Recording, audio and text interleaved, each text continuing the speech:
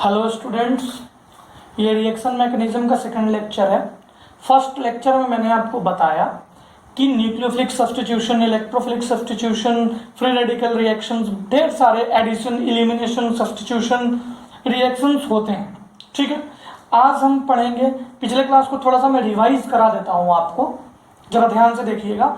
इसके बाद हम आज reactivity of halogen towards alkane पढ़ेंगे। फिर हमने आपको क्लोरीनेशन बताया है, फ्लोरीनेशन पढ़ेंगे, आयोडीनेशन पढ़ेंगे, और फिर हम आपको थोड़ा थोड़ा ये बात बताऊंगा कि कहाँ पे ये जाके सब्स्टिट्यूट होगा। जो मैं फ्री रेडिकल सब्स्टिट्यूट करा रहा हूँ वो फ्री रेडिकल कहाँ पे सब्स्टिट्यूट होगा तो मेजर प्रोडक्ट बनेगा, कहाँ पे होगा तो माइनर प्रोडक्ट बनेगा। इसके बाद हम लोग सिलेक्टिविटी एंड रिएक्टिविटी पढ़ेंगे नेक्स्ट लेक्चर में। ठीक है, तो देखो प्यारे बच्चों, आज मैं आपको बताऊंगा रिएक्टिविटी ऑफ अल्केन, मतलब हैलोजन को अल्केन के साथ रिएक्टिविटी, उनका रिएक्टिविटी क्या, उनका ऑर्डर क्या है, ये मैं बताऊंगा। इसके बाद आयोडीनेशन और फ्लोरीनेशन बताऊंगा। आज बहुत छोटा लेक्चर है, मैं थोड़ा सा आपको रिवाइज कराना चाहता हूं जिससे कि आपको क्रिस्टल क्लियर हो जाए फ्री रेडिकल रिएक्शन। देखो प्यारे बच्चों, फ्री रेडिकल रिएक्शन में 3 स्टेप था। 3 स्टेप्स कौन कौन से थे बच्चों? एक फर्स्ट स्टेप था चेन इनिशिएशन। सेकेंड स्टेप क्या था बच्चों? Chain propagation. थर्ड स्टेप क्या था बच्चों? थर्ड स्टेप क्या था?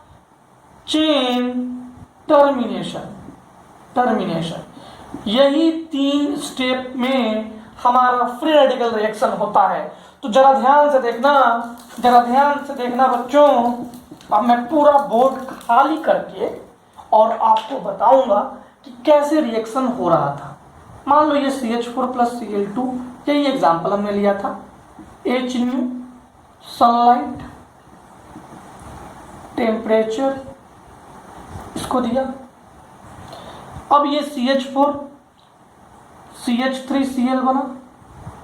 ठीक है, ये एक्सेस में है तो अगेन रिएक्शन होगा Cl2 के साथ। ये CH2Cl2 बना था, अगेन रिएक्शन होगा Cl2 के साथ।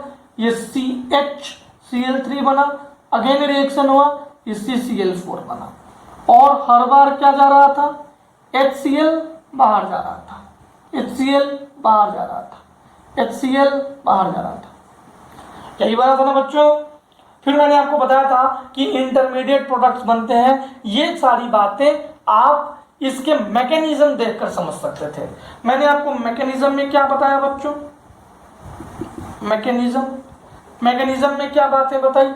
मैकेनिज्म में हमने आपको बताया कि फर्स्ट था चेन इनिशिएशन। आप अच्छे से देख लो, इनिशिएशन। इसमें क्या हो रहा था? ये Cl2 है, वो Cl बॉन्ड जो इसका था, Cl बॉन्ड वो होमोलिटिक क्लीवेज हो रहा था और Cl dot plus Cl dot बन रहा था। दूसरा था चेन प्रोपेगेशन, चेन अब प्रोपेगेट करेगा, प्रोपेगेशन। इसमें क्या था? ये जो CH4 था, ये CH3H हेट्रोलिटिक क्लीवेज हुआ। हेट्रो मतलब 2 एटम्स, क्लीवेज मतलब ब्रेकिंग। जैसे हुआ तो ये H डॉट बाहर आ गया प्लस CH3 डॉट। अरे देखो, अब ये जो H डॉट है वो Cl डॉट के साथ कंबाइन होकर HCl बना लिया। अरे बोलते ही नहीं तुम तो। अब इसके बाद भी Cl डॉट यहाँ रहा कि नहीं रहा? अब देखो चेन टर्मिनेशन से पहले यहीं पे मैं एक और बात बता देता हूं आपको। ये CH3 प्लस Cl अगेन ये टूट सकता था, यहाँ डॉट, एक डॉट यहाँ आया, एक डॉट फिर से Cl2 बना दिया, और यही Cl2 वापस से रिएक्शन में तब तक भाग लेगा जब तक CH4 का सारा Cl कंज्यूम ना हो जाए। एक बार और देखो CH3 डॉट के साथ तो Cl मिल जाएगा, ये Cl2 फिर से H∣ लेगा और Cl में टूट जाएगा। मेरी बात समझ में आई? अब देखना, अब हमारे पास चेन प्रोपेगेशन है, चेन इनिशिएशन है। अब चेन टर्मिनेशन की बात बताता हूं। देखो चेन टर्मिनेशन बच्चों ये चेन टर्मिनेशन कुछ नया चीज नहीं है, इसमें वही चीजें मैं आपको बताऊंगा जो कि आपने देखा है। चेन टर्मिनेशन में वो सारे फ्री रेडिकल्स देखो यहाँ पे और लिख दो। Cl डॉट फ्री रेडिकल में है, CH3 डॉट फ्री रेडिकल में है, ये दो है। अब देखो क्या क्या पॉसिबिलिटी है, ये भी बहुत सारा, मतलब मेनी मोल्स, ये भी बहुत सारा। तो देखो क्या क्या पॉसिबिलिटी हो सकता है, Cl Cl के साथ मिल जाए, CH3 के साथ मिल जाए, या Cl CH3 के साथ मिल जाए। ये तीन पॉसिबिलिटी है, तो तीन कंपाउंड बनेगा। मैंने आपको बताया था कि ऐसे क्वेश्चन में एग्जामिनर यह पूछता है कि कौन सा कंपाउंड नहीं बन रहा है। तो बच्चों क्या ये सारी बातें क्लियर हो गई मेरे प्यारे बच्चों? क्या मेरी सारी बात आपको समझ में आ गई कि नहीं आ गई? अब इन द सेम वे अगर मैं आपको चाहूं तो मैं इथेन का भी बना सकता हूं। इथेन का क्वेश्चन देने से पहले मैं दो कंसेप्ट है वो आपको समझाना चाहूंगा, ठीक है? ये रिवीजन हो गया पुराना, अब हम नए कंसेप्ट पे आ जाए। ओके बच्चों, देखो आज हम पढ़ेंगे रिएक्टिविटी टुवर्ड्स अल्केन। हेलोजन का जो रिएक्टिविटी है, जो अभी हमने reactivity free radical reaction reactivity पढ़ा रहे हैं, उनको अल्केन के साथ उसका रिएक्टिविटी का ऑर्डर क्या है, ठीक है? Reactivity of halogen towards alkane, reactivity of halogen towards alkane. अब देखना बच्चों, सबसे ज्यादा रिएक्टिव कौन है?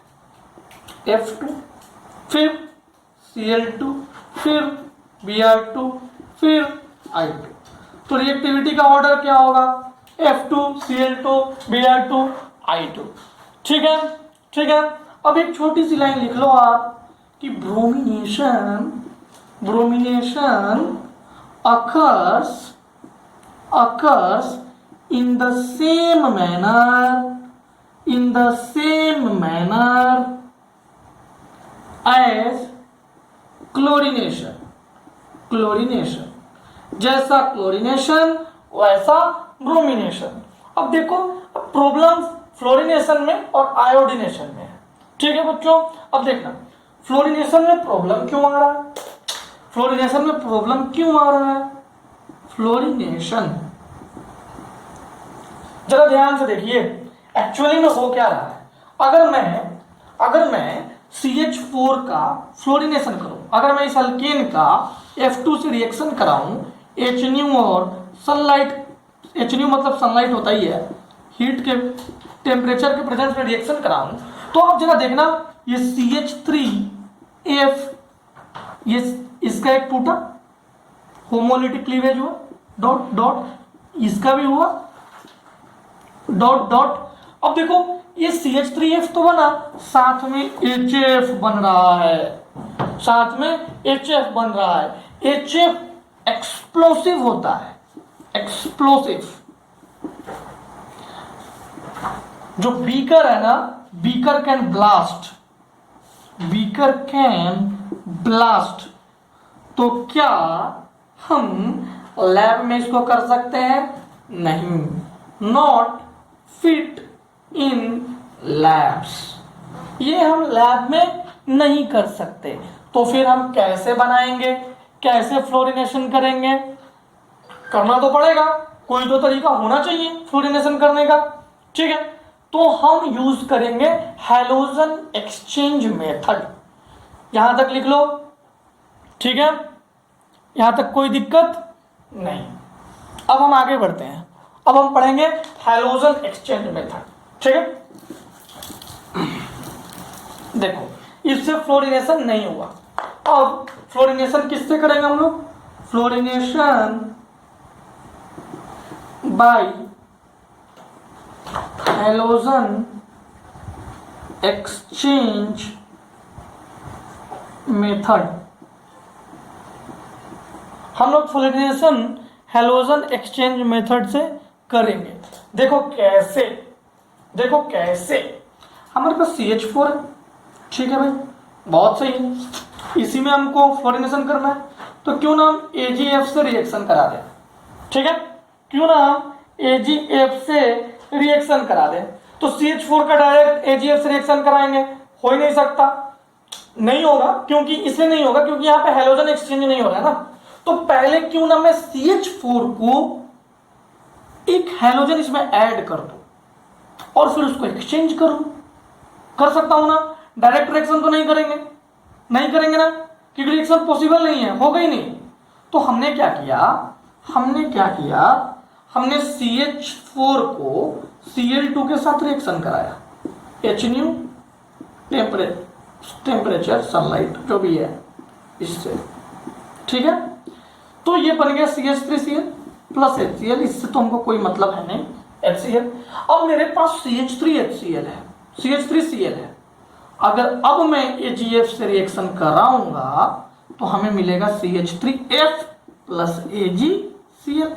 अब जरा ध्यान से देखो, अब तो कोई विस्फोटक पदार्थ नहीं बन रहा है, लैब में तो कुछ नहीं होगा, तो यानी कि अब देखो हैलोजन एक्सचेंज हुआ, दिख रहा है ना आपको, ये देखो Cl, ये देखो Ag, हैलोजन एक्सचेंज हुआ, Ag Cl के पास गया, F इसके पास गया।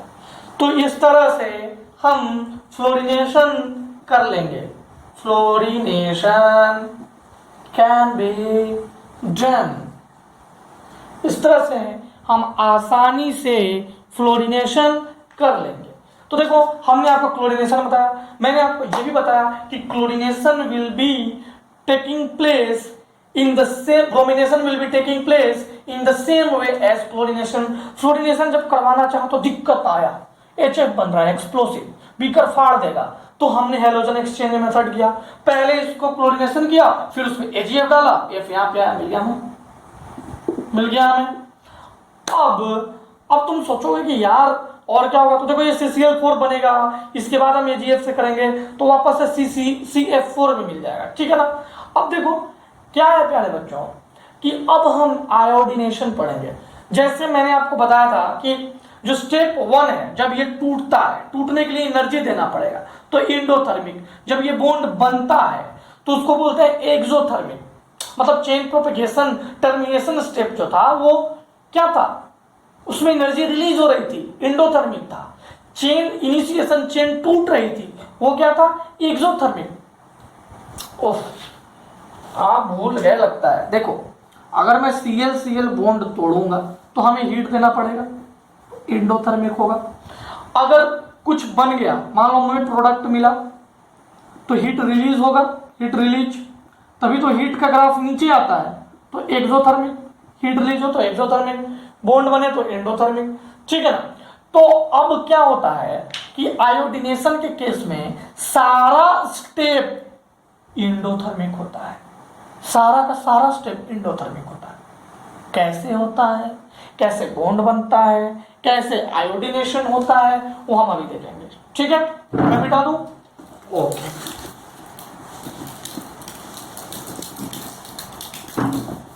तुम जैसे अभी मैं कंफ्यूज हुआ वैसे तुम कंफ्यूज मत होना। जब बॉन्ड तोड़ेंगे तो एनर्जी देनी पड़ेगी, एनर्जी जब देंगे तो एंडोथर्मिक, एनर्जी रिलीज होगी तो एक्सोथर्मिक, ठीक है। अब जरा हम इस क्वेश्चन को देखते हैं, आयोडीनेशन देखते हैं, iodination of alkane.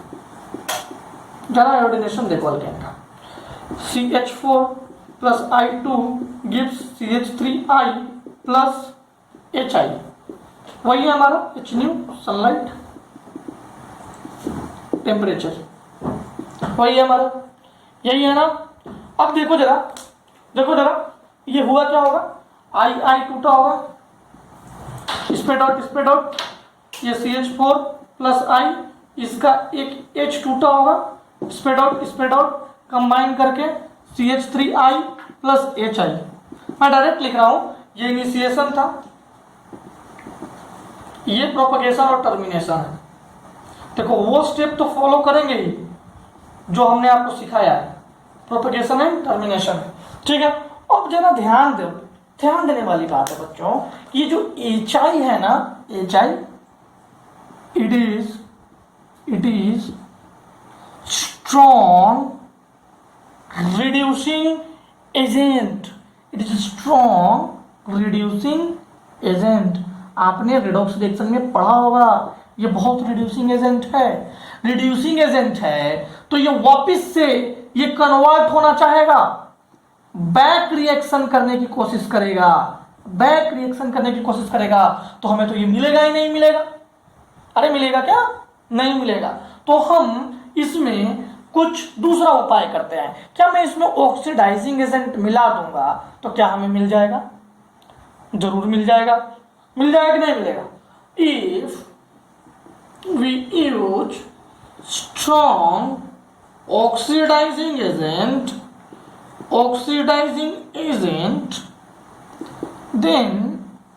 then we get our required product। क्यों भाई? Because HI is strong reducing agent। देखो ऊपर रिड्यूसिंग एजेंट लिखा हुआ है, HI is strong reducing agent।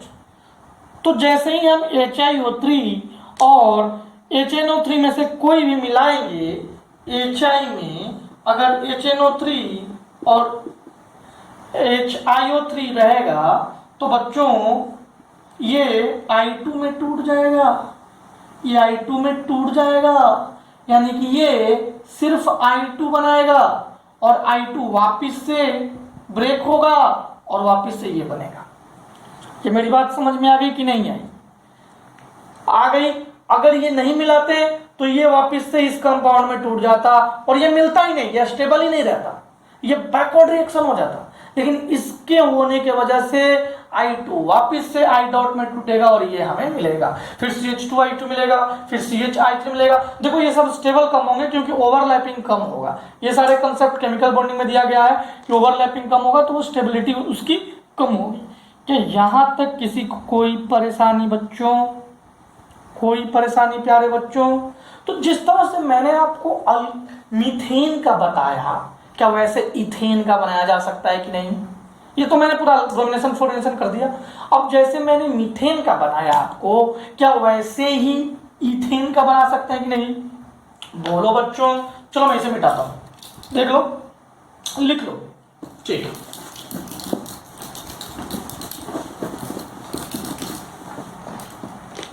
अब देखो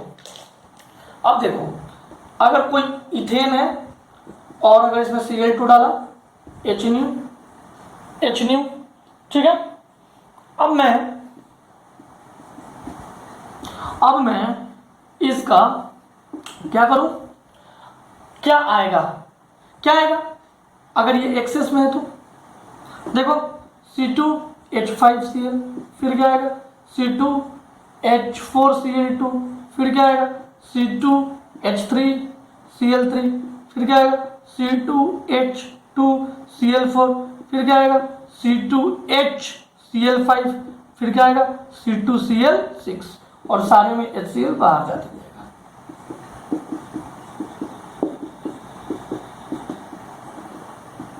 होगा ना? वही मेथड, वही तरीका। Cl डॉट रह जाएगा, ये वापस से अटैक करेगा और तब तक करते रहेगा जब तक ये नहीं मिल जाए। वही मेथड।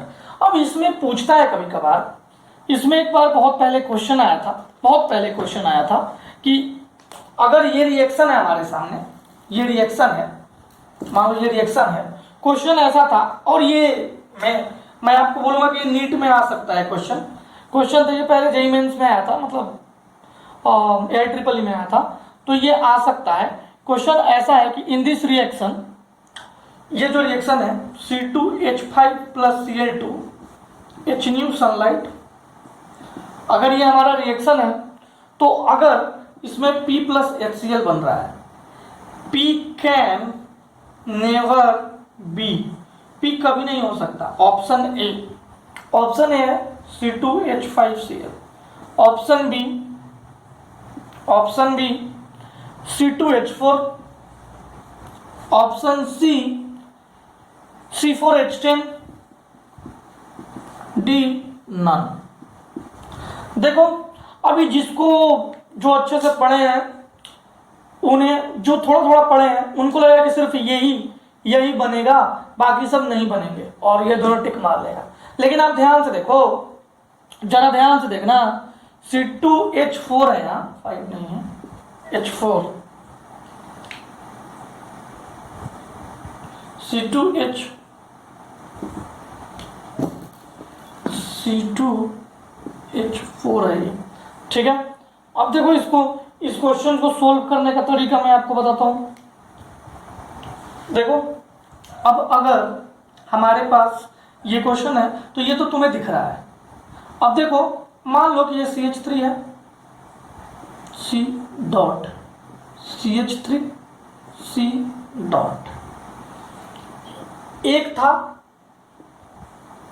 ऐसा तो बनेगा ना, पहला जब टूटेगा तो ये दो बन सकता है। अब ये आपस में कंबाइन हो जाएगा तो C2H6 भी बना सकता है, जो कि हमारे पास था ही। अब एक और घटना घटेगा, जरा ध्यान देना, वो घटना देखो क्या होगा कि इसका एक हाइड्रोजन टूट जाएगा, टूट कर जाके यहां लग जाएगा। तो देखो CH2 डॉट, ये CH2 है, CH2 डॉट, दोनों के पास डॉट, ये डॉट डबल बॉन्ड बना लेगा, और ये जो हाइड्रोजन यहाँ आ गया ये वापस से C2H6 बना लेगा। तो देखो C2H4 बनेगा। लोगों को ये दिखता है कि देखो ये दोनों आपस में कंबाइन करके C4H10 बना लेंगे, तो ये और ये दिखता है, लेकिन ये नहीं दिखता है। एक्चुअली मान लो ये एक मोल है, ये एक मोल है, इसका हाइड्रोजन इसके पास चला गया तो इसके पास भी डॉट हो गया, इसके पास भी डॉट हो गया, तो डबल बॉन्ड आ गया। आ गया कि नहीं आ गया? आ गया कि नहीं बच्चों? तो ये लोगों को जल्दी दिखता नहीं है, तो चलो आपको दिखा। तो इस तरह से हम कोई भी क्वेश्चन बना सकते हैं। देखो ऐसे क्वेश्चन में हमेशा पूछता है कि कौन नहीं बनेगा, और आपको बना के चेक करना पड़ेगा। अब देखो जब ये बन रहा था तो इतनी प्रोबेबिलिटी थे, ये बनेगा तो और प्रोबेबिलिटी बढ़ जाएंगे ना, ये बनेगा तो और प्रोबेबिलिटी बढ़ जाएंगे, है कि नहीं? समझ रहे हो ना मेरी बात? तो इसलिए आपको थोड़ा ख्याल रखना पड़ेगा कि कौन सा कंपाउंड बन रहा है, कौन सा नहीं कंपाउंड बन रहा है, उसको पता करने के लिए आपको थोड़ा कॉन्शियस रहना पड़ेगा। ऐसे क्वेश्चंस को सोल्व करते वक्त आपको खुद से बना के चेक करना पड़ेगा। ठीक है बच्चों, तो आज हम यही तक करते हैं। अगले क्लास में हम बताएंगे कि हाइपर कंजुगेशन की वजह से ये स्टेबल ज्यादा है, ये मेजर होगा, ये माइनर होगा। फिर मैं रिएक्टिविटी और सेलेक्टिविटी आपको अगले क्लास में बताऊंगा। उसमें बताऊंगा कि फ्लोरीन ज्यादा रिएक्टिव है, इसलिए वो आराम से आके कहीं भी लग जाएगा। क्लोरीन सेलेक्टिव है, वो पहले सेलेक्ट करेगा कि उसे जाना कहाँ है। फिर मैं सेलेक्टिविटी रेशियो आपको बताऊंगा। इसके बाद ब्रोमीन का सेलेक्टिविटी रेशियो बहुत ज्यादा होता है, इसलिए ब्रोमीन वहीं जाके लगेगा जो ज्यादा सबसे स्टेबल हाइपर कंजुगेटिंग स्ट्रक्चर्स बना रहा होगा, वहीं पे जाके लगेगा। तो ये सारी बातें हम कल डिस्कस करेंगे। कल का क्लास थोड़ा सा लंबा होगा, ठीक है बच्चों? ओके प्यारे बच्चों।